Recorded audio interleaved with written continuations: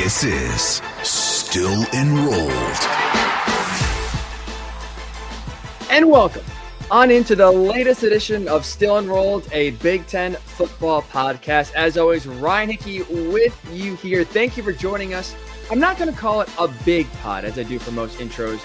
I will, though, call it an exciting pod. I'm very excited here because we have Big Ten coaching tiers. All 18 coaches ranked in different tiers. Where will your coach fall? We'll tell you here in a little bit. Very excited for that. Speaking of which, if you are excited, if you're a Big Ten fan, if you are a fan of a Big Ten school and you like the pod, do us a favor here. Tell a friend, even better, tell two friends about the podcast. The show is free in large part because of that. Your support is always greatly appreciated. Telling one or two people will go a long, long way for us. So thank you for that. It's been long enough. Here he is, fresh off a Super Bowl victory, probably still hungover, honestly, from the big celebration Sunday night in Philadelphia. Here he is, Brian Tripp. Tripp, I won't even ask how you're doing. Let's just hear it. I thought you were going to intro it, and I apologize. I think my voice is at like 75%, leading a lot of those EAGLES Eagles chants on Sunday night. And there were a lot of them. And we had a lot of opportunities to sing the Eagles fight song, Fly, Eagles, Fly. But I thought you'd call it a super podcast today. But Ryan, I have a smile that is going to be very hard to erase. Welcome. It's great to be here on this Tuesday morning.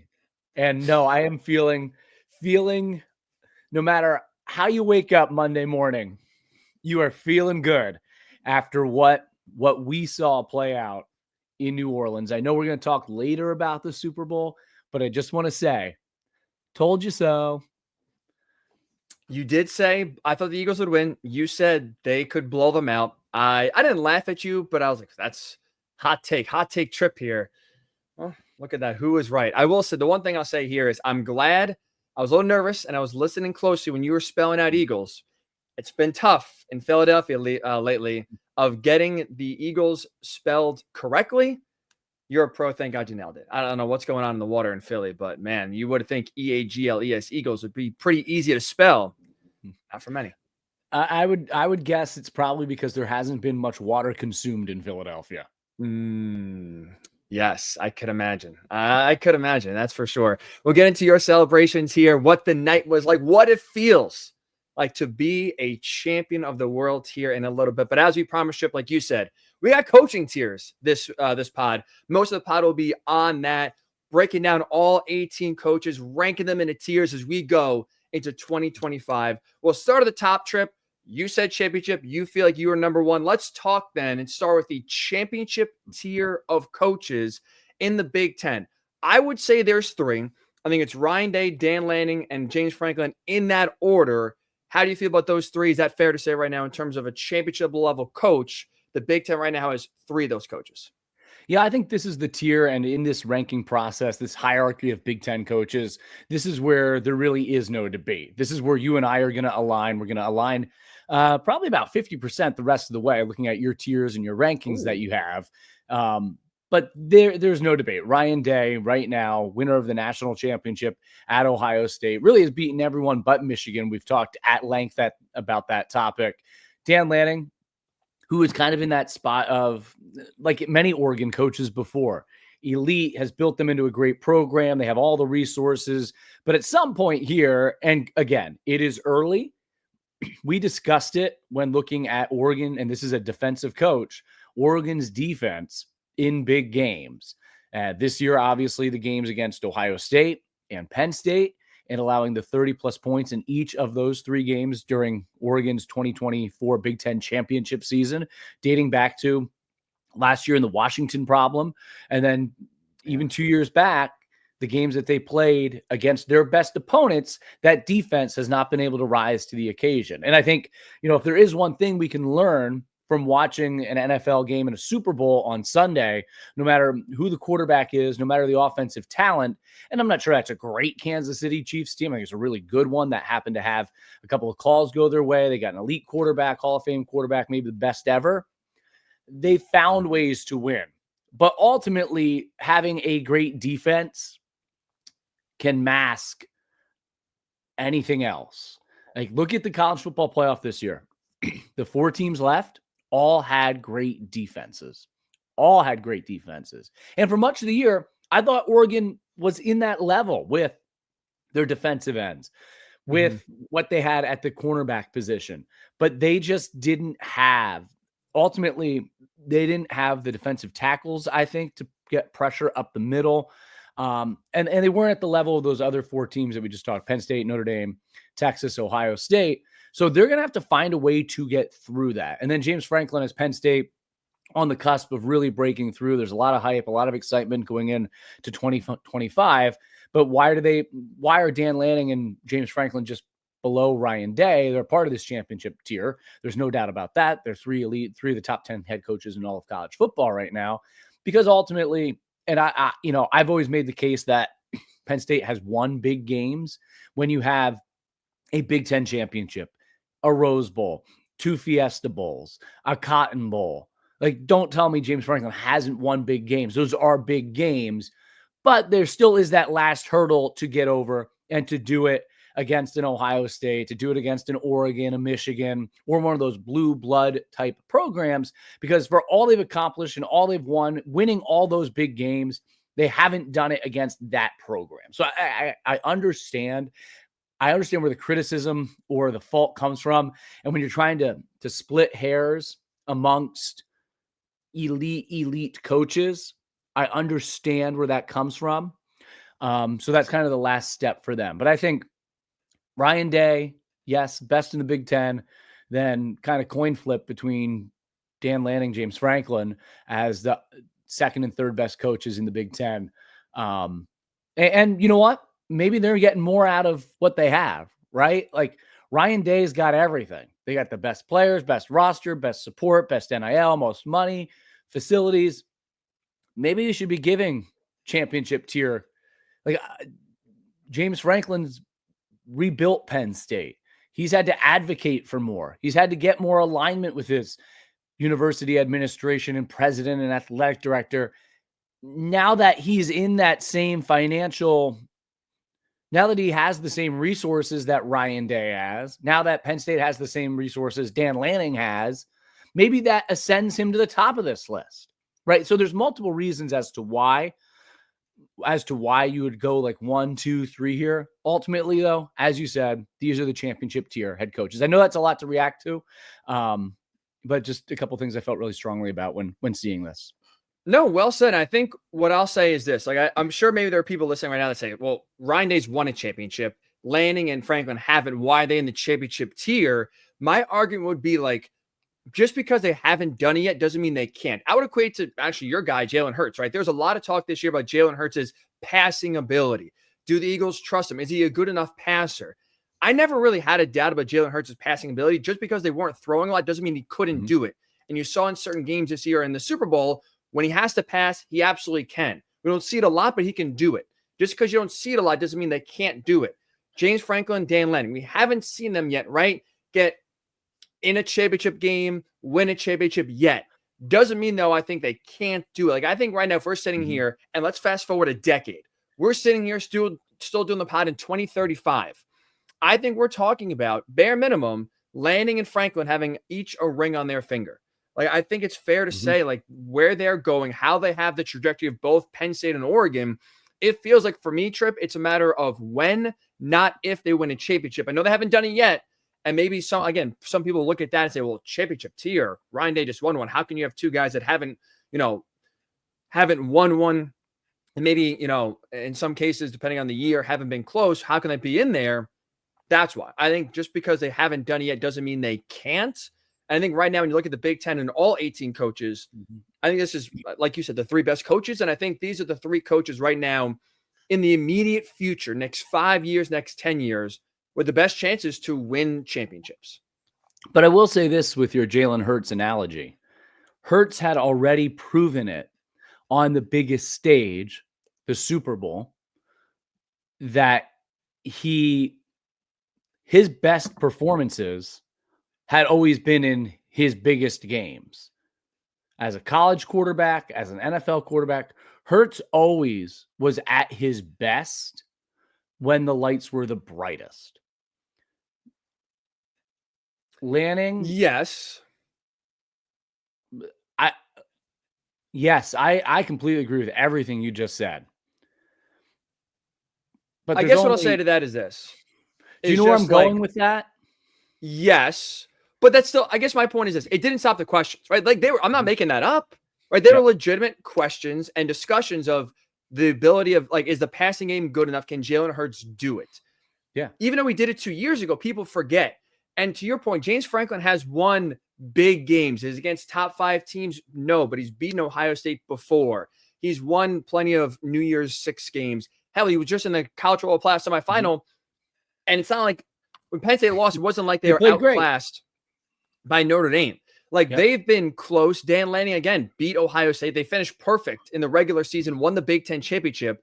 So Mhm. it's not like I get it. It's if you want to, maybe it's an apples and orange comparison, but it's not like Jalen Hurts did in the Super Bowl. Again, they didn't win, but that still led people to have Mhm. questions. Dan Lanning's won big games. James Franklin has won big games in the past, Yep. but it still doesn't stop the questions from being Mhm. asked. And I get they haven't done it in terms of winning a championship like Day has, but Yep. And maybe it's an maybe imperfect well, comparison, right but there, I that's think kind of what that I but thought. that is. I think you just summarized like there were questions about Hurts when there really shouldn't have been. And there's questions about Lanning and Franklin when there shouldn't be. No, I agree. I agree. And that's why I think like it's fair to put these three in there. Mhm. And I think when you look at like again, for me, it's a matter of when, not if. Sounds like you agree as well. Yep. Championship tier, Ryan Day, Dan Lanning, James Franklin. Tier number 2, just below that trip. We'll call it the damn good coach tier. Not quite championship level, but they Mhm. are really good coaches. In here, I think it's Kirk Cignetti, Sharon Moore, Brett Bielema. Your initial reaction here to those three, any ones that you think maybe should be elevated, anyone maybe not yet in that category? What's your initial reaction here? I'm surprised that Matt Rule isn't in this category, and maybe it's just because of the hierarchy and Mm. the tiers that we have. And then I am surprised that Sharon Moore, who just had his first ever season as a head coach, is in this category already. I I want to believe. I think they've got a lot of talent. I get what he did as the acting head coach in their national championship season, but ultimately it's still Jim Harbaugh's team. And I think to be an elite championship or a damn good or a whatever you want to term it in college football and whatever we want to term it in this hierarchy, I still need to see more from Sharon Moore at Michigan. Let's not forget this is still a talented team that went 7-5 this year. I get that the building blocks are there, that they have a top 10 recruiting class. They have the best overall recruit in Bryce Underwood. They had 8 ESPN top 100 signings, and Michigan has made a commitment and an investment in Sharon Moore. But if they don't get better results on the field, they underachieved this year. Still, I know who they played. I know it's a tough schedule. I know what the obstacles they faced at the quarterback position. But ultimately, for them not to find a way, and they played great in the last two games. And I don't know, did they play great against Ohio State? They won the game, but they played great defense against Ohio State. The offense still was very lackluster, and the offense was pretty lackluster in their win over Alabama. And they had a lot of obstacles offensively, but they didn't get a lot out of Donovan Edwards this year. They had an elite defense and still lost 5 games. And quite frankly, they weren't all that competitive at times throughout the course of the season. They were blown out by Texas. They couldn't keep up with any team. Like in a defense with 3 NFL first rounders on it shouldn't have struggled the way they did in some of their biggest games. I know there were injuries, but they had Colston Loveland on offense. Donovan Edwards never did anything really for much of the season. Mullins ended up being their best running back. Still a solid offensive line. I'm curious why they weren't a little bit better. I still think it's a good year. I don't know that there were expectations this year, But that really hesitates me in putting Sharon Moore in this category. I love Signetti, love Bielema. I think they both did a great job this year. But I would replace Sharon Moore with Matt Rule here. Here's why I would put Moore in. I think also partly goes back to 2023. When he fills in for Jim Harbaugh, I get the first 3 games okay against Cupcakes, but wins those games as acting head coach, then comes in out of nowhere when Harbaugh suspended, beats Penn State on the road, beats Ohio State, keeps the perfect season intact. And maybe that's where we disagree. I had no expectations for Michigan. I did not think they're going to be very good. I thought 6 wins would have been a win for them. Just because of all they lost, both on the field and in the coaching staff, I had zero hope for Michigan being even somewhat competitive. And so like 7-5 is fine. But again, you beat Ohio State. Now Sharon Moore is 2-0 in his, in the 2 biggest games for Michigan. And then you look at, like you just highlighted, the recruiting class, like the belief that now recruits have on have in him. That to me, like, gives me more hope about what the futures look like. He got the number 1 player in all the country, number 1 quarterback to go to Michigan. He did a really good job recruiting, better really than Jim Harbaugh ever did at his time in Michigan. So this is definitely a little bit of a projection because, again, we're talking about, a season and a half at most of Sharon Moore as a head coach for Michigan between 2023 and 2024. So there's not a huge sample size, but I'm going a little bit more projection. I do like right now the trajectory of where Michigan is going, both with more coaching the team, but also what he's able to do on the recruiting side. That's why I would put Sharon Moore still in this category versus Matt Rule. I know he's done a great job at Temple and a great job at Baylor. It's still, to me, a little bit of wait and see. I still think Nebraska under Rule has to kind of break through. Now, they got to a bowl game, right? They ended the drought. That's the first step. Now, the next step, I think, is winning double-digit games. Can you get Nebraska to 10 wins, right? I think that has to elevate you, and we'll see. For me, and we'll get to Rule here, obviously, in a little bit. For me, Matt Rule is a little bit of a wait and see when it comes to his coaching rank in the Big Ten. But no one outside of Bo Pelini has won at Nebraska either. So it could just be the state of that program and where they're at. So I just think what Matt Rule's accomplished at his previous stops and being able to do it and turn around Temple, being able to do it and turn around Baylor, I feel like and then you're saying a wait and see for Rule. Well, aren't we waiting and seeing on Sharon Moore? Yes, but I think right now the arrow's pointing higher in Michigan than Nebraska. But is that a Sharon Moore thing, or is that it's Michigan?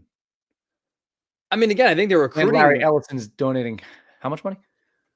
A lot of money. That definitely helps, but I think there's also, again, it helps to have belief in the head coach. I don't think player or donors are just throwing money blindly if they don't believe in the direction of the program. I think like the recruiting is a reflection on Moore. Like, again, we talk about with Harbaugh, like when Michigan was at their glory 3-4 years ago, it wasn't exactly translating to having a top 5 recruiting class. Like maybe you'd think one of the best teams in the sport for 3 years would get from that kind of success, to where now you're seeing better recruits and more talented high school players coming to Michigan than ever before.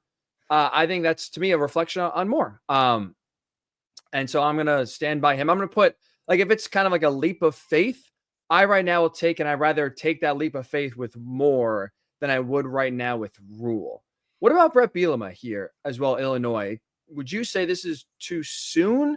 And he got Illinois to the first 10-win season since 2001. Do you like where Illinois is going? How would you, like, are you okay with Brett Bielema being in the damn good coach tier? Absolutely. And I know it's a different time and a different era, but here's a guy who went 68-24 at Wisconsin and took them to 3 consecutive Rose Bowl games. Then I think his career took a drastic turn when he went to Arkansas and wasn't incredibly successful there, but then was rehabilitated, as so many have been, by Bill Belichick and the New England Patriots, and then landed at Illinois, which is a place that I think fits him stylistically. I think what he wants to do, how he coaches, his background, right? Here's a guy who played at Iowa, started his coaching career at Iowa, was a defensive coordinator for a year or 2 at Wisconsin before becoming the head coach there. I think this is the right fit for him. I think Bielema is a guy who understands how to get the most out of his players. He can build a program. But it's so funny because when we started this podcast way back in August, we started talking about stylistically, where do certain teams fit in the Big Ten? How can they fit? Can you still win at these schools like a Wisconsin, like in Illinois, when now you have not only Penn State, Ohio State, Michigan, but also Oregon, USC, whether you want to put them in that conversation or not, Washington joining the Big Ten. That's a lot of, to use your term here, that's a lot of damn good football teams and programs that have prestige, power, recruiting. Like that makes it really difficult. The days of an East-West and the West benefiting teams like an Iowa, a Northwestern, which has been in Big Ten championship games, which you could not picture them being in a Big Ten championship game in the foreseeable future. Minnesota's, Wisconsin's, like I know those schools benefited from the leaders and legends or the East and West Big Ten divisions. Now that you have to be the two best of 18, it makes it more challenging. But Bielema, what he did at Illinois the last couple of years, I think that record could be even better. If I think 2023 is a bit of an anomaly for them, that they were probably better than their record and they had a lot to overcome. They're trending, as you like to say. What way are they trending? I think they're continuing to trend up. They've got an easy, manageable schedule this year. But what he's done in his past, it just seems like the perfect alignment of him and Illinois, how they fit there. And I think he's a really good coach. And they win games because of him. They win games because of X's and O's. Being a great college coach isn't just, we know that. It's not just being an X's and O's and a scheme and a strategy and a game day coach. Why are Ryan Day, Dan Lanning, James Franklin three of the best in the Big Ten? And it's probably still too early to tell. Like Curt Cignetti, if he ultimately makes Indiana competitive year after year, is in that champion. Maybe you don't call it a championship tier because Indiana has different goals and expectations. I think I can't ever picture Indiana being a national championship level team in football year after year. But if Cignetti gets them to 8, 9, 10, 11 wins consistently, all of a sudden he's in that elite tier of Big Ten coaches. And he's in this tier right now, which I think is fair. But Bielema is kind of the same way. What is he doing at his program? And I think while you don't always think of him as the CEO, the architect of a big program like a Day or a Lanning or a Franklin, who really drive that, and CEO is just part of that. They're also great football coaches, actual coaches. Bielema truly, through X's and O's and coaching, really helps Illinois.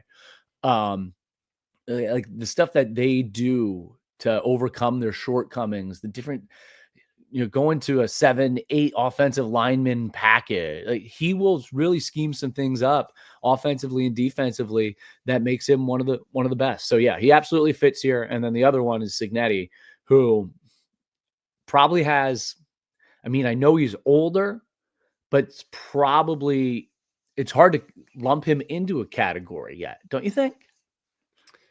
I'm going to also, part of it is obviously, I don't think we have to just look at what he's done in the 1 year at Indiana. You look at, right, he's compiled as a coach everywhere. IUP, Elon, JMU, and now IU.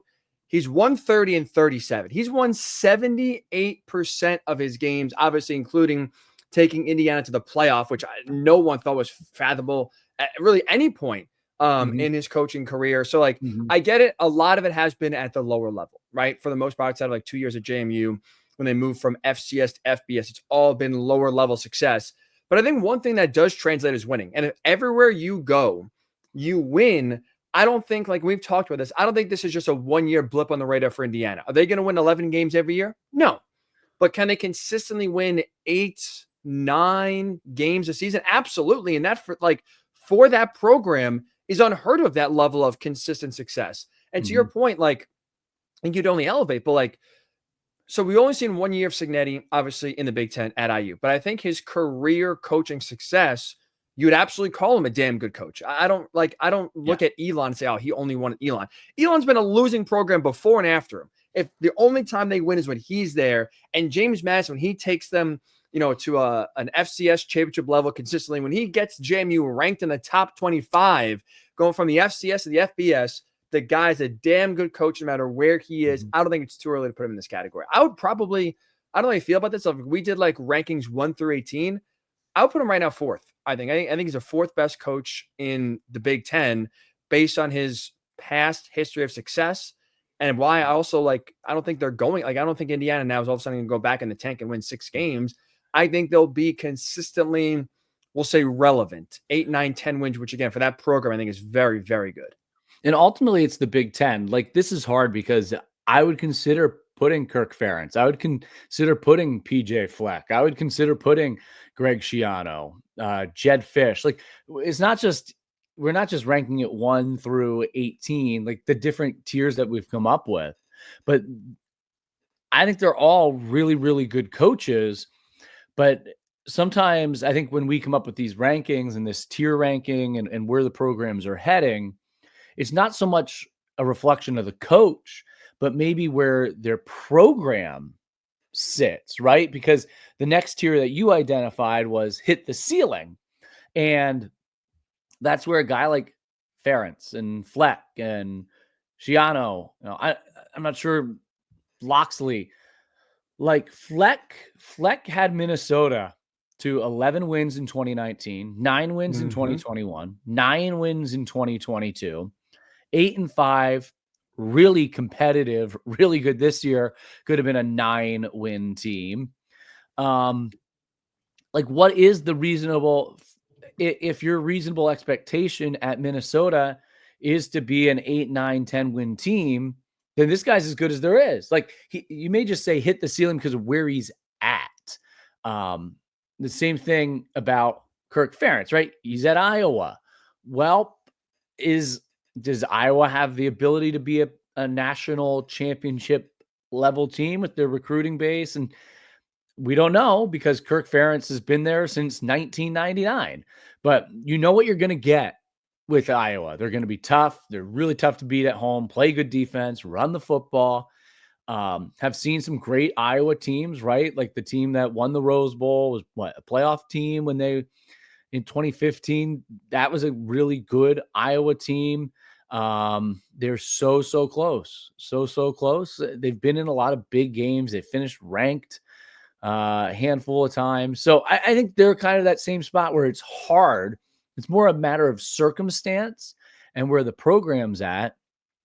But then again, well, what did we talk about? And maybe it's investment, right? And what that school, but what makes Franklin and Lanning so good is getting the buy-in from everywhere in their university. Easier to do at a place that has a history, tradition of winning national championships, but it is part of being a college head coach. So I think it's interesting. I really like the terminology you used with hit the ceiling with this tier, because I think all four, particularly Ferentz and Fleck, and probably Schiano,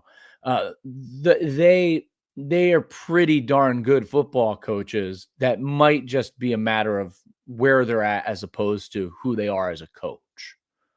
And I think part of it too is stylistically, at least with Ferentz, right? That's a guy that's more ball control, play great defense, don't have the offense beat you, just do enough, right? Don't turn the ball over.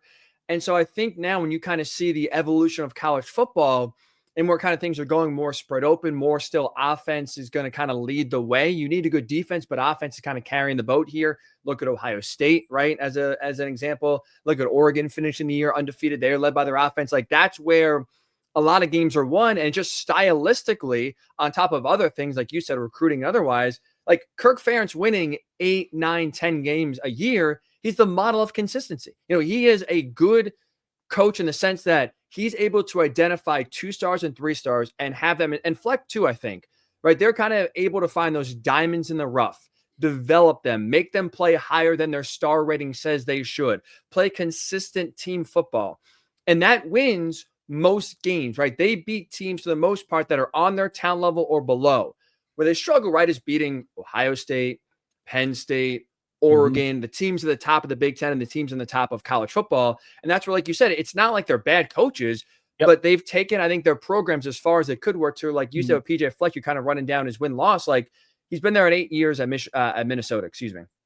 You do like the average win-loss record, it's about 8-4 is what it weighs out to in his 8 years. That's been the average Minnesota record. I would say that's pretty, again, for like what Minnesota is, that's pretty solid. Every once in a while, can you have like once every 5 years that double-digit season? Yeah, and I think that's fair. But it's like, I think to expect from those schools, in at least Iowa and Minnesota, to be winning 10, 11 games, competing with the best teams in the country every single year. I think is unrealistic, but that also doesn't mean that they have bad coaches or they don't know what to do. I think they've gotten, for both themselves and the programs they're at, I think gotten the most juice that they could squeeze. Rutgers, same thing, Greg Schiano, like they're just never going to have the players to compete.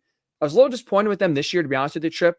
Where you kind of look at the schedule, they don't have Oregon, they don't have Penn State, no Michigan, no Indiana, no Ohio State, really the A lot top of 4 or injuries. 5 teams. They did. You're right. No, they were banged up, and that's also part of it as well. Depth. But defense underachieved. And ironically enough, the one ranked win they should have had against Illinois, defense lets them down in the end.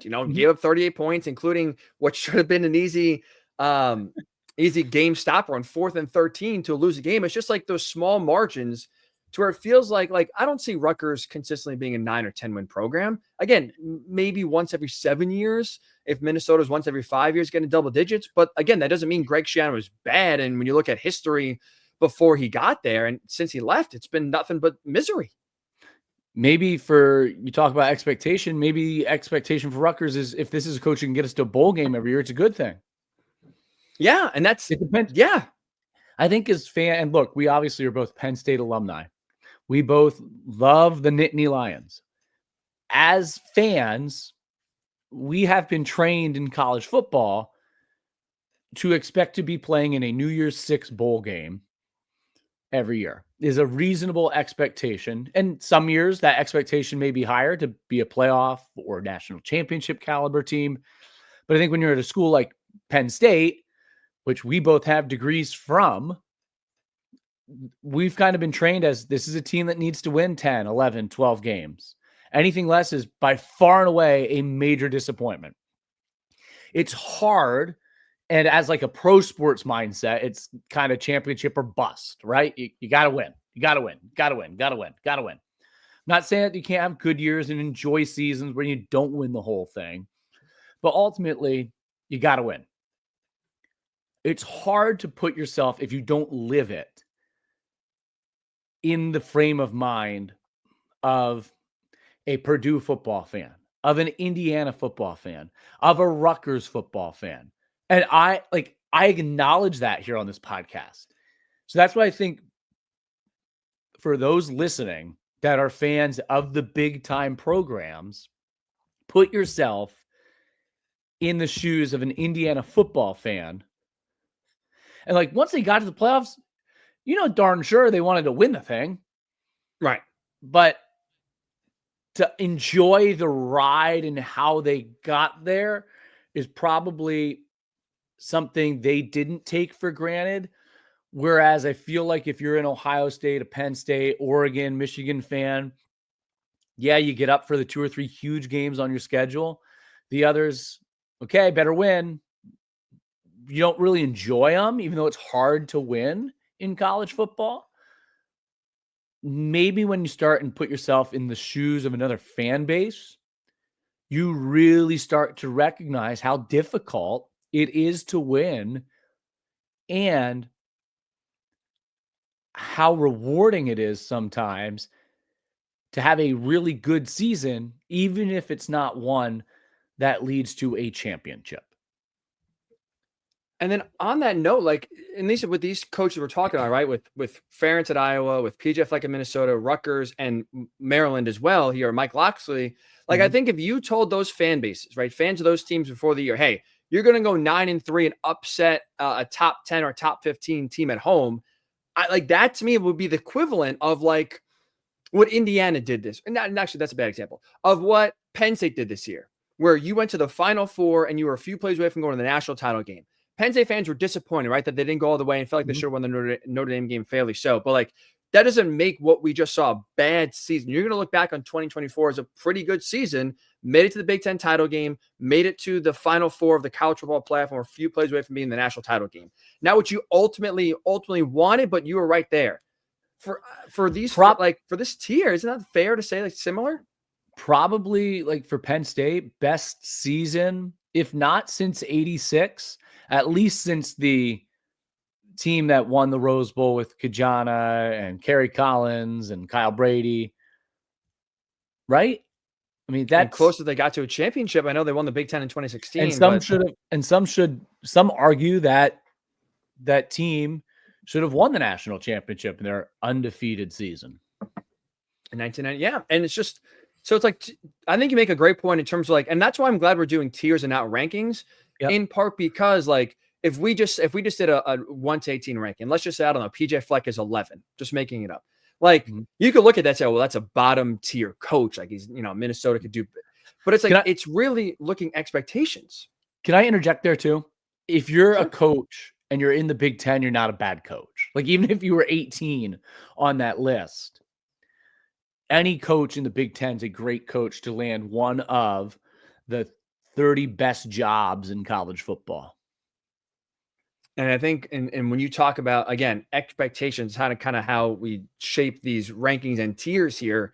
Yeah, I'm with like Kirk Ferentz is not a bad coach, but Iowa, will they ever reach a playoff consistently? No. Maybe once a decade could they get there again if they get an Indiana scheduling break, possibly, but that doesn't mean Kirk Ferentz is a bad coach whatsoever. I think it's just like you said, stylistically, recruiting wise, area you're in, school itself, they do a good job, but it feels like they've hit their head against a ceiling of how far those programs could go. Not hitting their head on the ceiling, still maybe having a bright future trip. Few coaches in the optimistic about the future tier here. We have 3.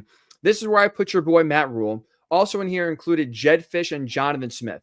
Jed Fisher, I think if you're a Washington fan, should be excited about year number 1. They had a good defense, played well at home as well. Damon Williams, there's a lot of excitement about him now. We saw flashes of him, right, at some point and started late in the year. There's reason to believe he can develop as an athlete into a good quarterback for the Huskies. They're doing well in the transfer portal. They're top 26 in terms of the high school and transfer portal rankings for 2025. So Jed Fish is getting players to Seattle after that mass exodus after the 2023 national championship game appearance by the Huskies as well. And so you feel, and he's a good coach. Like, I think you feel pretty good about where the Huskies are going in a tough conference. And then same for Michigan State. Like, Jonathan Smith is a builder. And I think he's exactly what Michigan State needs, because when you look at how the Spartans are going to succeed in this now new Big Ten, where it is just the 2 top teams making, the Big Ten title game and it's all open. I think what Jonathan Smith was able to do at Oregon State, which was identify lesser talent, develop them to play a lot better, and play consistent football. When you look at him and what he did at Oregon State, which is a program the Pac-12 was not very good for a while, he went from 2-10 to 5-7 to 7-6 to 10-3, then finished 8-4 before coming over to East Lansing. And then you look at Michigan State, right? They're a program that probably needs to follow a similar model. They're not going to beat out most times Penn State, Ohio State, Oregon, USC, Michigan for a lot of these big-time recruits. It's about developing and identifying talent. I thought Smith did a good job of that and slowly built up Oregon State. It was a slow build. 5-7, you could say, is maybe a little bit ahead of schedule compared to where he started in Corvallis, starting at 2-10 in 2024. I think if you're a Spartans fan, there's frustration, maybe just about the overall state of the program and where it is right now. I think, though, there still should be optimism about Jonathan Smith. Again, slow but steadily taking the Spartans and making them a little bit better each and every year. Michigan State's so interesting. And we did not, and probably understandably so, spend a lot of time talking about Sparty over the last 3, 4, 5 months. But, from Nick Saban to Mark D'Antonio, this is a program. And then Mel Tucker with that 1 year, where it was all portal players, right? Kenneth Walker, that was their star. Yeah, you know it. Then what happened with Tucker, what's kind of happened with that athletic department, there all of a sudden have been some real obstacles and some challenges. Michigan State, as you say, well, maybe they're not going to recruit the way Penn State, Ohio State, Michigan, Notre Dame. That's kind of that's the teams that they're recruiting against. How quickly we forget that this is a Michigan State team that played in 3 Big Ten championships, 1 Big Ten championships with Mark D'Antonio. With Mark D'Antonio, they were almost every year a 10-11 win team, especially in the mid 2010, like 2010, 11-2, 7-1, tied for first in the conference, lost in the Capital One Bowl, finished in the top 15. 2013, finished ranked third. 2014, finished ranked fifth. 2015, finished ranked sixth. Played in New Year's Six bowl games. Mark D'Antonio won 114 games from 2007 to 2019. They had 6 seasons with 10 or more wins under Mark D'Antonio. It didn't end perfect, No. but Mel Tucker got him right back there in 2021. Mm-hmm. So this is a program to me, and it probably is more of a reflection on their entire athletic department because of some of the turmoil that they've had. And talk about alignment, right? They've had issues with the university president. Like, it's not been great at a place that really had great stability for a long time. While D'Antonio was winning, with Tom Izzo winning in basketball, with Mark Hollis was their AD, I think, at the time. Michigan State is interesting, is really interesting, because we've kind of relegated them to this, they're kind of an outlier. They're not quite these Big Ten these big time Big Ten teams, the Penn State, Ohio State, Michigan, that we've talked about. But really, for much of the last 2 decades, they were. Very interested to see what happens moving forward there. If they become just an Iowa, Minnesota, Illinois, or if somehow they can get themselves back, because that's the Big Ten misses them a little bit too. No, you're right about that. I think in this new era of college football, it is one of those things where it's quickly to build back up, right? Again, Indiana is obviously the perfect example of that. In this new era of college football, we're truly going to learn what these schools' commitment is and wants to be. And just because you're a team that's perennially been a power, it may not mean you are anymore. Like, I think this new era of college football, you can probably draw a line of demarcation as to pre-NIL, pre-aid, like all this stuff, and then post. And certainly some schools are going to embrace it and be great, and they're going to have great coaches and they're going to run with it. But some schools, after time, they just become historically good, but irrelevant in the modern landscape. And it's really hard to do what Ohio State has done and is essentially really good every year for all of time. Yeah. Like before Nick Saban got to Alabama wasn't Alabama anymore. Nope. Look, if you're Michigan State, because yes, like they've had success recently, right, in the Mark D'Antonio era. I mean, hell, we were talking about this when Ohio State won the national title. The last time Big Ten teams went back-to-back winning national championships was Michigan State. Now it's in the 60s, but they have history of success in the past. They've had recent success as well under D'Antonio. Yep. And to your point about investment, right? And they did give that big contract out as well. So like I think they are willing to invest in football, but in this new era where money is king, right? It's quickly to build up, but it's also quickly to get left behind as well. Yes. And if you're not all in, you're all out. And that's why I think if you're a Michigan State, at least you have a competent head coach in Jonathan Smith, to where he does have a track record of success at a program that is way worse, both historically and even just comparatively to where Oregon State was in the Pac-12 when he took over, compared to where Michigan State is now. They're not at the bottom of the barrel. They're not UCLA or Purdue right now. They're in the bottom half, but probably in like the third tier. Probably if you want to break it into like 4 tiers in the Big Ten, like they're probably in the third tier, below average. But you got a better starting off point, a guy who has a history of success, a guy who has a history of building at a place in Corvallis that has had really no football success for the most part.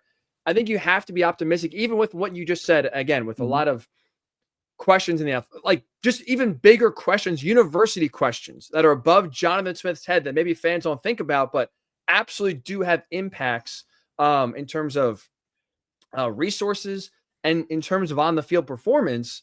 I think you should feel good if you're a Spartans fan of where Jonathan Smith is taking you. And I think one of the signs, Trip, too, right? I think fans, we want instant gratification.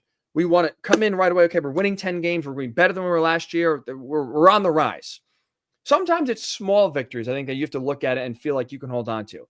And it's a small victory, but I think the fact that Michigan State this past offseason, I'll say so far with the spring portal window coming up here soon. So I'll say right now, so far, the fact you were able to hold on to Nick Marsh as your true freshman receiver, led the team last year, obviously in receiving yards, was one of the few bright spots Michigan State had. It was one of the few consistent players the Spartans had, especially on offense. Yep. To keep him around amid turmoil, amid questions about where the program is going. And I'm sure teams made a lot of calls to, I was going to say Michigan State, but they're not making calls to Michigan State. They're making calls to his agent about trying to lure him. Here's some money here, come here, come here, come here. He stayed. And again, you got to do it again in the spring, but I think it's a good sign of belief within the program of the direction Jonathan Smith is taking this team. Then it's kind of just a matter of circumstance, right? And our next category is the not their fault tier. And a lot of this, it parlays right off of the discussion that we were having. And man, how many people lost parlays because Saquon Barkley didn't get in the end zone in the Super Bowl? But Luke Fickell, Barry Odom, jury's still out, but he's going to Purdue. David Braun, Deshaun Foster, kind of like the discussion we're just having with a Jonathan Smith, with a Matt Rule, with a Greg Schiano and a Mike Loxley. Again, you're coaching the Big Ten. You've been successful at other Luke Fickell and Barry Odom hasn't even had a chance to coach a Big Ten game yet. But all of a sudden, you don't become a bad coach. So not really their fault. Is it a fit? Like just trying to come up with an overall name for this tier and category. Luke Fickell, and I think we've talked a lot about him, so we won't go too in depth here on it, but that's a guy who just doesn't seem to be what he does, his coaching with what Wisconsin has been traditionally and can be in the future. Seems like something's just doesn't align there. Barry Odom, great coach at UNLV. He's inheriting, we're just going to assume they're going to be bad this year. He's inheriting a Purdue team void of talent. David Braun was the Big Ten Coach of the Year 2 years ago by getting Northwestern to 8-5. Maybe once their new stadium's done, they'll be able to really recruit because it looks like it's going to be a fantastic facility. It's kind of like the Intuit Dome of college football. But right now, yeah. And then Deshaun Foster inherited, everyone left when Chip Kelly left. And I'll be honest, beginning of the year, it looked like that was going to be a complete disaster. Did pretty good job with them at the end of the year. So I don't know if not their fault's the right name for this tier, but it kind of just continues the discussion of where we were at with the other coaches, just because right now you'd have these four ranked near the bottom of a Big Ten coaches power ranking. Doesn't mean they're bad coaches, but it also doesn't mean they're set up for success at their current institutions. I want to dive more into Luke Fickell because I've actually wrestled with this as we were doing this back and forth now for a few days. Yep. Because I think there is an argument where you look at the new era of college football. Wisconsin, like you said, they were a consistent 10, 11 win program. They benefited more than anyone else from being in the Big Ten West, consistently in the Big Ten title game or knocking on the door, would go to some New Year's Six games, right? They were always relevant 9, 10 wins. Give me your bet. Say Wisconsin for me. Oh, just say Wisconsin. I just feel like after having been there for the last couple of days, everything I say now is Wisconsin. That's how they really go. Wisconsin. Maybe it's all the cheese curds I had. Curds. Cheese curds. Curds. Hey, curds here. Cheese curds. Anyway, great. Someone texted me the other day when I was there in Madison. They're like, oh, you're in Madison. Really underrated town. I'm like, underrated? It's rated. It's up. It's great. It is. It's a capital city. with great college sports, great, everything's walkable, great food. Like if you want the college scene, you have the college scene. If you want the adult, beautiful 2 lakes, obviously cold in the winter, but it is a Madison, Wisconsin. Madison, Wisconsin is a I don't know, I don't think it's underrated. No. It's got to be of college towns to visit, and if you want to call it a college town, it has to be top 5 in the United States. Yes. I think it's that cool. I think it's that great. I think it's that great. I'm with you. I'm with you 1,000,000%. It could be number 1 in the Big Ten. Like there's a lot of arguments, but Madison is the only way it's underrated is if you're talking about just cities in the US in general. Like cross out college town, just cities in the United States. You want to say Madison is underrated? Okay. I think you can make an argument here. Maybe it's the Austin of the North, somewhat, maybe a little on the smaller scale, but like good. Yeah. right. Kind of like you said, college town, but also state capital. So you get kind of both scenes at the same time. A little more collegey than let's say a place like Columbus. Feels like. So I'm underrated. I would not use to describe Madison the at all. Austin of the North. I like that. If you, the great state of Madison, want to use that as your slogan, take it. Marketing, I don't need any royalties on that. So with that, should Luke Fickell be able to win at a place like Madison, Wisconsin? And that's, I feel like it's what I've gone back and forth on because what we're talking about, right? Like, I feel like Wisconsin now in this new age of money, transfer portal, like, I think they're one of those schools that feels like they are going, like, they're one in the toughest spots because they have expectations. They're not like Purdue or Northwestern. We just talked about even Indiana, where you kind of really have no expectations in this new era where a lot of teams are buying their players. But I feel like there's a built-in level of success and a standard for Wisconsin of we're going to bare minimum be competitive against the best teams in the league, and we're going to kind of be always in the mix in the conversation every year for, again, Big Ten championship and maybe some New Year's Six bowl games. And now in the 12-team playoff, I'm sure you assumed when it was first announced we're going from 4 to 12. You thought, okay, we'll be in the mix more times than not for a playoff spot. And it's like when you look at the resources, we look at like the ability to recruit and the style that Wisconsin traditionally has played, it feels like they are one of those schools where I would not have identified when this new era started 2 or 3 years ago that they would be kind of one of the schools squeezed out. But now seeing how it's playing out, Luke Fickell, it does feel like that. Because, I mean, this entire season, right, what were we talking about? We're talking about the fit, the offense. Can an air raid system work in Madison, Wisconsin? Clearly it did not. They brought in Luke Fickell, right, to change the culture and kind of break the ceiling, right? We talked about hit the ceiling. It felt like Brett Bielema and Paul Chryst kind of hit that ceiling of, hey, we can win 10 games, or we'll never be that elite team. It felt like they hired Luke Fickell to break that ceiling, get to that elite level or close to it. And if anything, they've gone backwards as they tried, that scheme change. Now they hired Jeff Grimes to kind of go a little bit in the other direction, go from the air raid now to getting closer to what Wisconsin historically has been. So the hires haven't been good. The style of, offense change, the change in the style of offense, I should say, has not worked at all. Now you're going the other way. I think part of it is Wisconsin in general. I think it's the program, the trajectory. What is their ceiling with where they are located? Weather as well. I don't know why I said located like that, where they're located.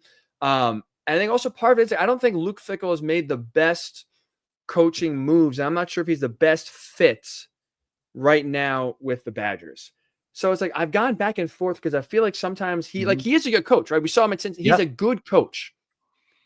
But maybe it's the fit's not right. So it's like half of it I don't think is his fault. I do think there are constraints at being at Wisconsin when you think about being an elite program, reaching the championship level, Ohio State, again, Michigan, Penn State, Oregon. No, but I think you can win there more than you can at an Iowa, Northwestern, Minnesota. Yes, I agree. Feel like I absolutely agree. No, I'm saying like 9 or 10 wins, I think should be 11 wins, should be in the realm of possibility. But he was hired, right, to break that mold and get even better than that. I think he's a good coach. I think part of it is fit. I think part of it's him not, again, making the best judgment decisions. And I think part of it also is, again, just where they are right now and what they're able to recruit talent-wise, I think, and resource-wise. I think Wisconsin feels like they're kind of stuck in the middle a little bit. And this is all added to them not being very competitive so far. There's one coach we have not talked about. I'm excited. Is that a margarita? Are you drinking a margarita at It is 11:35 a.m. on a Tuesday? on a What's work that? day. It is water. I can't see. Oh, But just in a nice little, my girlfriend got this mug. There's some hearts. It's Thanksgiving week, oh wow. Valentine's Day week. So I figured, bring a little love to the pod here in a nice glass that has some white outline. I mean, I don't know. She bought it. I drink from it.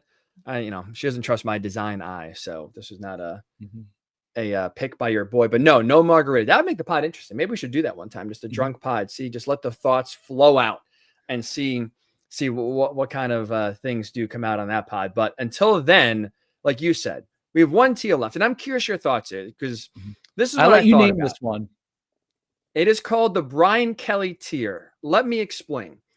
I think Lincoln Riley's in the Brian Kelly tier for the Big Ten because, like Brian Kelly, Lincoln Riley, I think decently recently, 2 years ago, 3 years ago, was viewed as a top 5 coach in all of college football. And a guy that you thought, hey, he could win a national title. He's capable of winning a national championship. I think Brian Kelly was in the same realm. He was, at Notre Dame viewed as a great coach. LSU, when they hired him, I think a lot of people praised the hire, thought he Mhm. can succeed. And now you're starting to see both Kelly at LSU and Riley at USC. I think those top 5 coach designations, I think that belief they can win a national title have dissipated. So great coach, long history of success, a lot of accomplishments. But now when you come to like where the expectations were of winning a national title and being one of the best coaches in college football when they were hired versus where they are now, Mhm. I think Brian Kelly and Lincoln Riley are one and the same. That's why I think Lincoln Riley's in the Brian Kelly tier. Your thoughts? I really like the analogy. I think you hit this one. I think you Wow. hit this one on the head. I think, and again, it doesn't mean Lincoln Riley's a bad coach or Brian Kelly's a bad coach, but sometimes you just go somewhere and it doesn't work. And while USC has made a sizable investment, I'm kind of glad they stuck with Lincoln Riley. I still think it could. Like, I'm not one. I think you're in the camp of it's not working. This is gonna last another year or two, and he's gone. Right? That's I see you nodding your head. Yes, yes, yes. You believe that. I'm not there yet with Lincoln Riley and USC because I still think there's talent. I know what he's accomplished. I'm not there yet. But I like the comparison, and sometimes just go somewhere, and for whatever reason, it's not a fit or it doesn't work. LSU and USC aren't in the Wisconsin category. They're not in the Iowa category. They're not in the Minnesota category. They are teams and programs that legitimately can be a playoff team every year and win championships. But I think it's a pretty good comparison that you make between the two. Do you think, 'cause I didn't mention this before, like Mhm. not only I think are Brian Kelly, Lincoln Riley, like former top 5 coaches that now have kind of fallen off. At this point, like I have no faith they'll win a national title. They're still good coaches. But I just think at this point with Riley at USC, with Brian Kelly at LSU, like I just have they were hired to You're win a saying national championship. I you're got no saying faith at in that that happening. you're saying at that school or in their At that career? school and right now at both in their career. Like I just can't see Lincoln Riley even if he leaves USC, going somewhere else where he's going to all of a sudden coach him up to be a national title He's contender. And he's same thing at 41. with Brian Kelly. Yeah, but Lincoln Riley's 41. I get it, but it's also I like way too early to put that type of label. if you can't win like USC, and maybe we'll see. Maybe this year is really the start, right? We Mhm. just had Antonio Morales on. We talked about all the investment USC has made in Yep. terms of basically the front office to try to get as much talent and also not only try to identify as much talent, but also take stuff, recruiting stuff off the plates of coaches to Mhm. allow them to focus more on coaching themselves. If this doesn't work in the next year or two with Lincoln Riley, just as a coach, and part of my lack of belief in him is just like we talked at USC this year. Some of the games they lost were because of coaching, were because Mhm. Lincoln Riley's play calling. And it felt like his necessity to not only win games, but win them a certain way. And he rather lose calling a game his way than adjust to what the game dictates how you play offense or how you call plays in a certain game. And he just refused to do it and he would rather lose. It feels like he's stubborn to a point where it's hurting the program, kind of like Brian Kelly. And it just feels like at this point, even with Lincoln Riley being young, I think USC to this point has made the investment of, hey, we're going to try to do whatever it takes to be a top tier program. if he leaves and goes wherever, any school, I just have a hard time thinking it'll be any better and any different than what we've seen so far with USC. He's going in the wrong direction right now. He's been there 3 years, 11 wins with Caleb Williams, and wins the Heisman Trophy, then 8, then 7. This is the this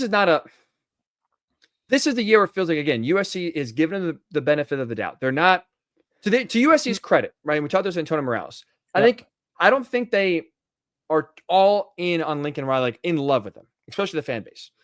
But what they're doing is giving him every opportunity to succeed. They're not holding back funds. They're not saying, you prove it first, and then we'll show our investment in you. They're investing almost blindly now. We're going to go all in. Every resource you want or need, we're going to make sure it's the best. We hired Notre Dame's player, basically their GM away. We're hiring other guys from Wisconsin and Illinois away. Like, we're getting you every chance to succeed here. I right now just don't know if Lincoln Riley is a good enough coach anymore to be a championship level guy. I'm not sure, maybe now, and this is benefit of hindsight and retrospect. Even when you look at Oklahoma and some of the teams that played in the college football playoff, I don't know if Oklahoma was even in a 4-team playoff, ever truly built to win a national title. And so even if that, looking back at that now with USC, I don't know if Lincoln Riley is a coach that has a style that can win now. As crazy as it sounds. I'm not going to go that far with the whole Oklahoma thing because of how successful they were when he was there. I'll say this, though. They have struggled since he's left. So there's two ways to look at that, right? It's, well, we were really good, and I think life is just going to get tougher in the SEC. But we were really good because Lincoln Riley was that good of a coach. But he's only the head coach for 4 years. So was it his players or Bob Stoops' players? So maybe that's a silver lining. Like, Oklahoma has struggled since Lincoln Riley left. Or is it the other side of this here? Lincoln Riley left Brent Venables with a bare cupboard. So maybe that's more of an indication of who he is and what he is as a coach. I think this year will be a good barometer to see going to year 4 with the investment being there. Right now, just my faith has dwindled for sure in Lincoln Riley, and this is a big prove year. No doubt about it. Or to transition into our next subject, he just had the top quarterback taken in the NFL draft, Caleb Williams, and one of his proteges just won Super Bowl MVP. So there's no doubt about Lincoln's ability to attract top-tier quarterback talent, and the Eagles were a bit and coach it up, no doubt about it, with all the Heisman winners, Heisman finalists. Like, he's a quarterback guru, no doubt about it. Mm-hmm. One of the beneficiaries of that is your boy Jalen Hurts. Congratulations to the Eagles. Congratulations to Eagles fans listening. Saquon Barkley, Zach Bond highlight 10 Big Ten players on that Eagles roster that now have a ring on their finger. You're not going to put my guy Cooper DeJean in that group? Jahan Dotson, who was a half yard away from scoring the first touchdown of the game? Paris Campbell, Ohio State legend, Nick Gates. Played a couple snaps. Cam Jurgens, Brandon Graham. Everyone Trevor played a couple snaps. Who would have thought Kenny Pickett would be playing in the Super Bowl? Who would have thought Kenny Pickett would be taking the final snap of the game? Not me. That's for damn sure. But look, good for Kenny Pickett. That jersey for him is being washed. He earned it. He threw a pass. There's a little sweat on that jersey. They're washing that jersey for the first time. But Tripp, your Birds are champions. What was the celebration like? What was watching watching the game is easy. It was stress-free. But what was it like? Well, before we get into my story of the night, to kind of build on this, you said the Eagles have 10 Big Ten players on their roster. Winning at the NFL, like, there's always this thought of players can come from anywhere. And you have to be able to find the best talent from anywhere, which I totally agree with.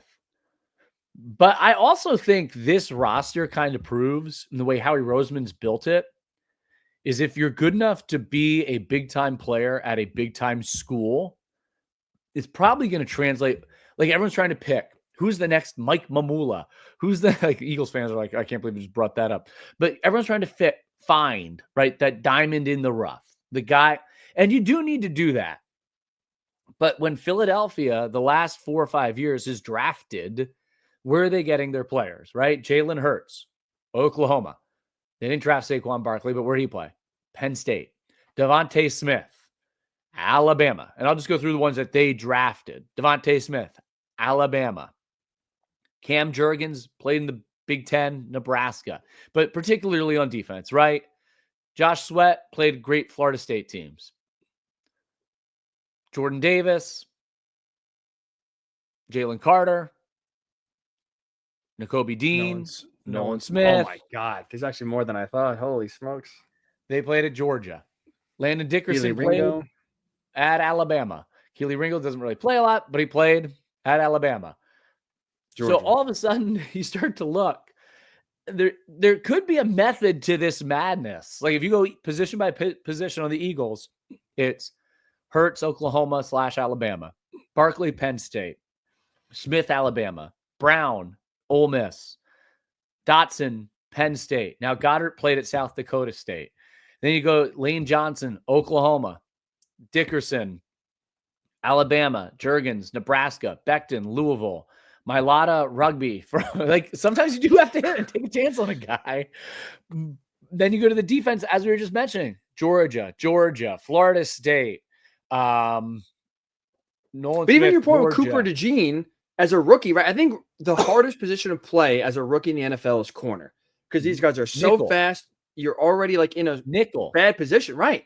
And he came in and he was never like Because from he day was good one at Iowa, and for some reason Right. he slipped to the second round. Well, I think we know why. But he came in and was great. Bonn, Wisconsin. You really do. There seems to be something to it. Nakobe Dean, Georgia. There's something to that. As I watch and I think about it and I hear the aftermath and all the discussions and think about, well, how does this tie into our podcast? And we're talking college football, Big Ten. Their roster was basically made up of guys who played at big time college football programs. And that's how, like, Jalix Hunt did not. I get it. Goddard did not. Mailata did not. And they're all contributors.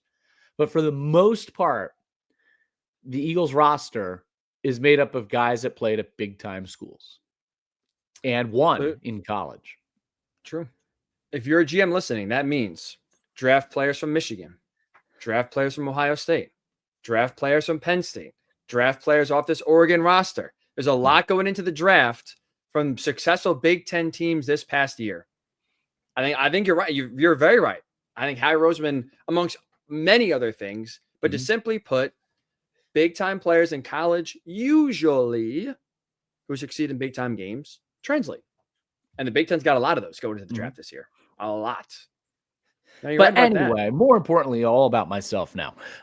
There it is. Ended up Wisconsin on Saturday night. Penn State hockey team, congratulations on a sweep of the Badgers, back up to number 16 in the pairwise, making it very interesting and very exciting down the stretch here. I'm hoping I think I've made it pretty much through the podcast. I sound fine talking normally, but I'm hoping by Friday night, my next hockey broadcast, I can kind of get that scores back into it. We're almost there. Instead of scores. Actually, great line at the opening of the broadcast on Saturday night. I got to tip my cap to myself here, pat myself on my back. Real deep, rich baritone national anthem. Really impressive. And so I'm coming out of commercial. I go, and another wonderful rendition of our national anthem tonight, performed by the deep baritone voice of Rich DeBrow. And for the next 60 minutes of hockey, you will hear a much different octave. And I was just like, that's pretty That's a Nice. pretty good line. And you got to be self-deprecating. I get that. I get a little screechy and high pitched. Not as much as others, but anyway, we get stuck there Saturday night. I'm like, oh my God, what am I gonna do? What am I gonna do for the Super Bowl? Because of ice storm in State College. But we ended up leaving. Our flight took off at 10 Central. We landed here at noon in State College. Great tailwind.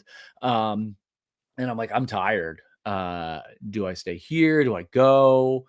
But I had seen that the parade, and it's not gonna be till Friday, and I have a game on Friday. So I'm like, I gotta go because if the parade is gonna be Wednesday, Thursday, and I could go to the parade, then maybe I stay and just watch it here. But I didn't want to watch it without fellow Eagles fans, because I'm into it.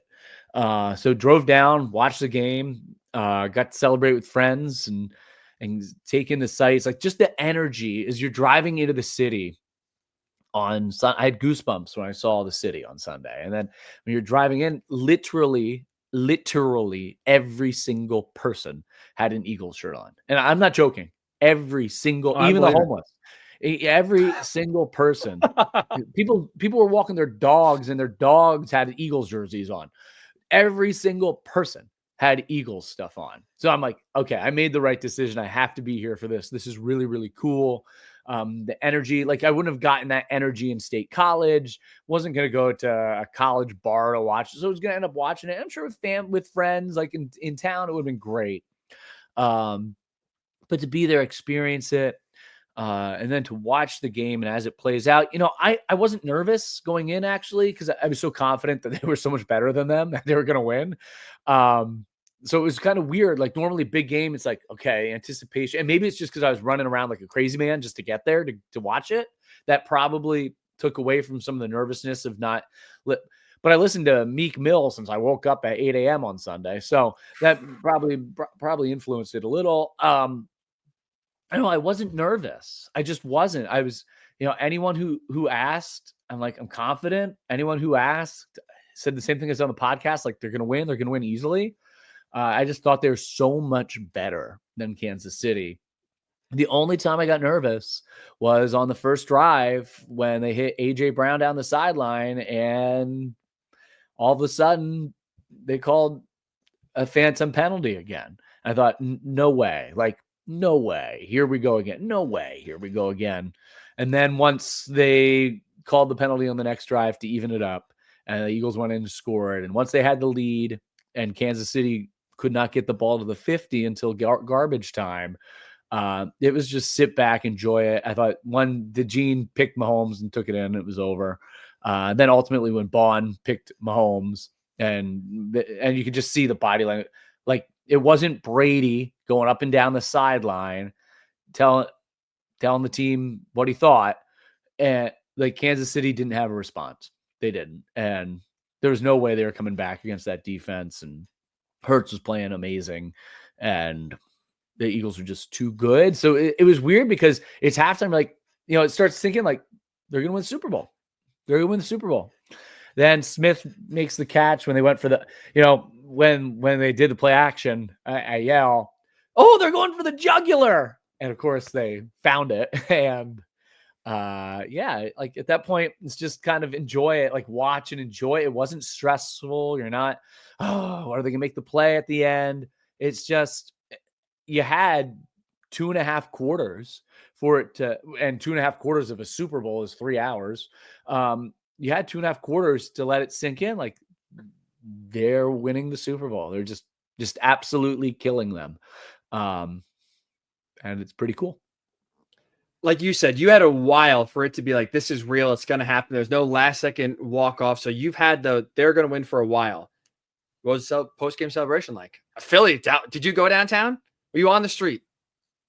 We got to experience Philadelphia. Wow. It was cool. It was cool. Like part of it is fireworks. Part of it is you want to make sure it's enjoy it, see the sights and sounds, be with people, the Eagles chants, just the jubilation. And for all the people, like, yeah, you can say, okay, like a pole gets knocked down or people are climbing on a car. What strikes me is everyone's happy. Like it's a mix of all cultures and everyone's happy. There's not really crime. It's not, you never feel as though but part of it is like you do recognize you're out. There's a huge police presence. Like it's not just like a takeover of the city. They're ready for it. But you do realize like, hey, okay, there are a few idiots here lighting fireworks off in the middle of the street. There are a few like there's always idiots everywhere. Not just Philadelphia, but in this, you also, as much as you're enjoying it and it's fun and to see it all, you're also keenly aware of at least I was like, I'm super pumped. I'm excited, but also I'm not trying to lose a limb out here. You're also keenly aware of your surroundings. So you see it, you do it, and then you kind of get the hell out. So how long are you down there for? Like a half hour? Yeah, not long. You see anything crazy? Yeah, there are a lot of videos of people doing a lot of crazy It's just people stuff. on the garbage trucks, on the signs, pole, the fire, the gate. Like, I didn't really see anything, nothing I wouldn't expect. I saw videos of people riding horses downtown. That fireworks, like you mentioned. I saw the horse thing. Where do they come from? Like, how do you get your horses? No idea. Where did they ride from? I have no idea. City on a horse. They didn't look like police horses because those things are like Clydesdales too. Like they were like galloping. They were personal ponies. Like where? What? Just at like North Broad? You just got your farm? Hey, the Eagles are playing the Super Bowl. Let's have our horses ready. So if we win the Super Bowl, we're gonna ride them down. I expect dirt bikes and ATVs, but it's a new one. It's a new one. It was a new one. Oh, speaking of celebrating, cool. It was really cool. It was really cool. I'm very happy for your trip. I'm jealous. The one Super Bowl the Colts won, I was young, so couldn't enjoy. I feel like at this age is perfect. And any age is perfect. Most importantly, the Eagles were able to survive. What week did you anoint them as the team to beat? Oh my God. It was after the Ravens game. So whatever week that was, 13, 14. The mush is not real. You're welcome. In all seriousness, best NFL team ever. And I know they didn't have the undefeated regular season, but without the injury to Hurts in the Commanders game, they would have finished 17-0 after the 2-2 start, after the bye week. Top 5 quarterback, best running back, top 10 wide receivers, top 10 tight end, best offensive line, best defensive line, all-pro linebacker, probably best defensive player in the NFL this year in Carter, who just changes games, top 5 secondary, win the NFC Championship and the Super Bowl by halftime. Like there's a real conversation here of, is this the best team ever assembled? And I know people are like, you got to be kidding me. You're just saying that because you're an Eagles fan. Tell me in the modern era, especially, like greatest show on turf. Like this is a pretty good team.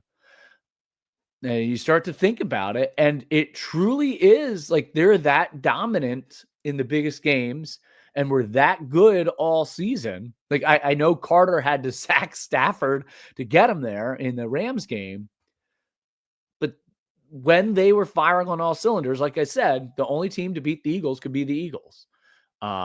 This truly, to have Kellen Moore, who's an NFL head coach, like pretty good offensive coordinator, have Fangio, elite defensive coordinator, Sirianni, Roseman, start from the owner on down.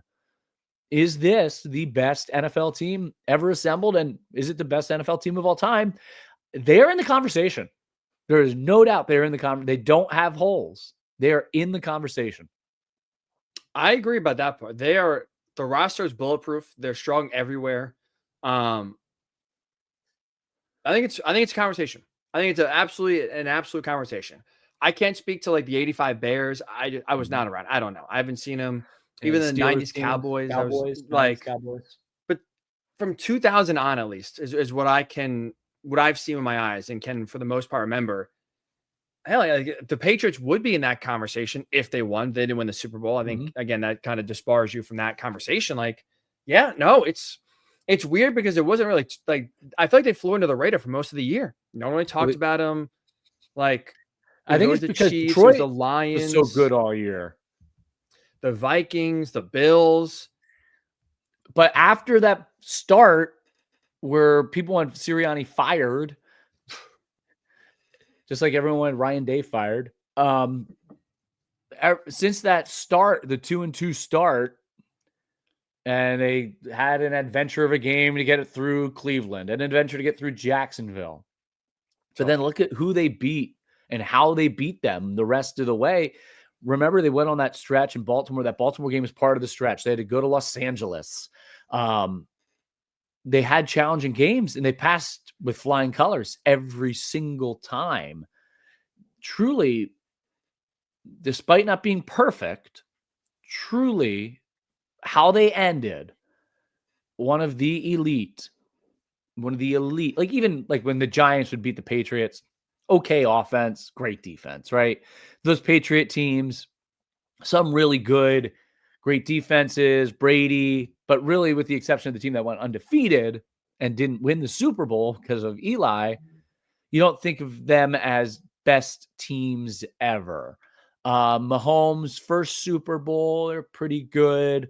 You start going back through the years, defense is not though. very good. Yeah, no, it's not. I think you're right. Not many Greatest teams show on have the turf offensive definitely comes to explosion. mind, but I can't remember what their defense was like. I can't speak to at least the top of my mind. I don't remember if they were, but I mean, the Eagles were a top 5 offense and a top 5 defense.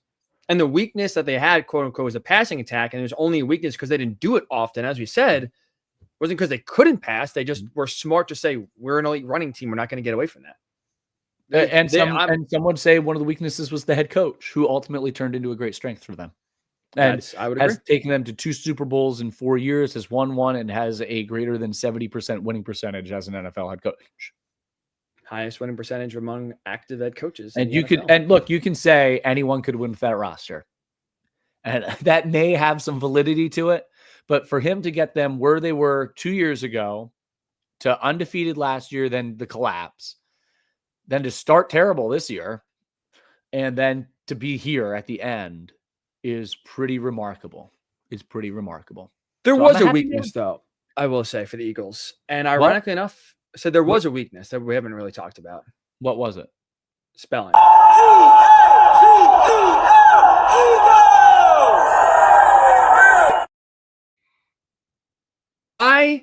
Why can't your fans spell? It's not hard. It's not Eagel. It was. How did we get there? It was the first.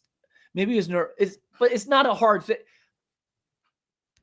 Before I knew how to read and write, I could probably spell it. It's so EAGLES.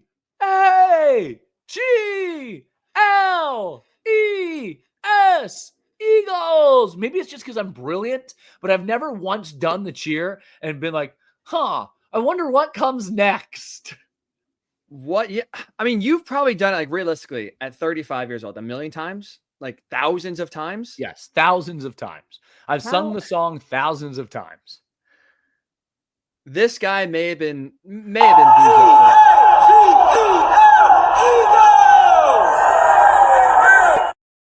I'm not gonna make any assumptions, but my man did not look like one of the guys that used to sit in the 700 level at the vet and suffer through some bad games over the years. The Philly mayor can't spell the name. Look, I will say, if that's your biggest problem is the fan base not being able to spell the name correctly, I'll take it. I would kill if Colts fans could not spell Colts and they were winning Super Bowls. Mm-hmm. You got champagne problems, as they say, but holy hell. Teachers in Philly on the hot seat right now. EAGEL. It's 6 letters. Oh, boy. Congratulations to you. Congrats to Eagles fans out there. It's going to be a fun week, to say the least. I'm praying for the city on Thursday or on Friday. It's great because anytime you start to get down in the dumps a little bit over the next week, 2 weeks, month, 2 months, year, all you have to think about is Philadelphia Eagles won the Super Bowl. Like that's a cure-all. No matter your girlfriend dumps you, fired from work, Eagles won the Super Bowl. All is well. Odyssey drops your podcast. Eagles won the Super Bowl. Eagles won the Super Bowl. All is well. Well, thank you for joining us here on this edition. Thank you for tuning in as well. Make sure, again, you subscribe wherever you get your pods, and on YouTube, Still Enrolled is where you can find us. We will be back on Thursday, so stay tuned right here on the Still Enrolled podcast.